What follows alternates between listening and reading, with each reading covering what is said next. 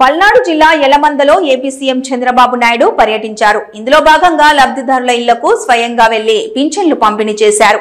అనంతరం వారి కష్టాలను అడిగి తెలుసుకున్నారు.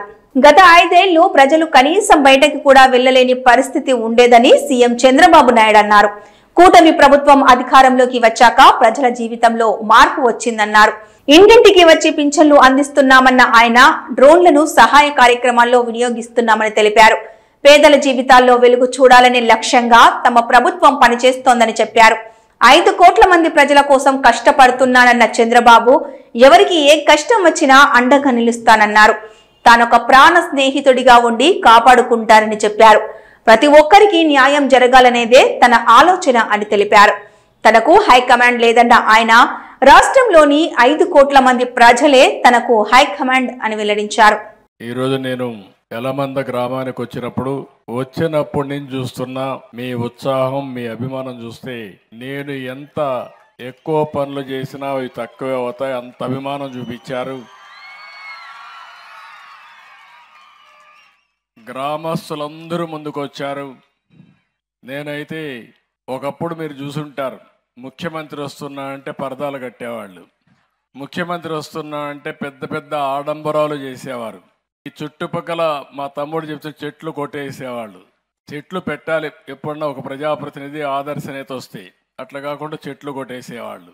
హెలికాప్టర్లో పోయినా కూడా చెట్లు నరికేసేవాళ్ళు. ఏం చేస్తాయో నాకు తెలియదు అప్పట్లో. ఇంకొక పక్కన ఎక్కడెక్కడి నుంచో మనుషులు తోలుకొచ్చి బలవంతంగా కూర్చొని పెట్టేవాళ్ళు. పారిపోతా ఉంటే కందకాలు దివేవాళ్ళు చుట్టూరు పారిపోకుండా. ఇలాంటి చాలా వింతలు, విచిత్రాలు చాలా చూసాం. ఈరోజు నేను వచ్చింది సాదా సీదాగా ప్రజల ముఖ్యమంత్రిగా, మీ స్నేహితుడుగా, మీ హితోభిలాషిగా ఇక్కడికి వచ్చానని చెప్పి మీ అందరికీ తెలియజేస్తున్నా. నేను వచ్చింది మీ స్థితిగతులు తెలుసుకోవడానికి వచ్చాను. మీ కష్టాల్లో, బాధల్లో భాగం పంచుకోవడానికి వచ్చాను.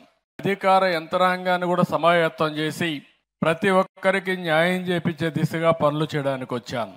మీ ముఖాల్లో ఆనందం చూడడానికి వచ్చాను. 5 సంవత్సరాల్లో ఈ ఊర్లో ఎవరు నవ్వు ఉండరు. నవ్వితే కూడా ఆ రోజు ఉండేవాడు, మీ మీద కేసులు పెట్టేవాళ్ళు.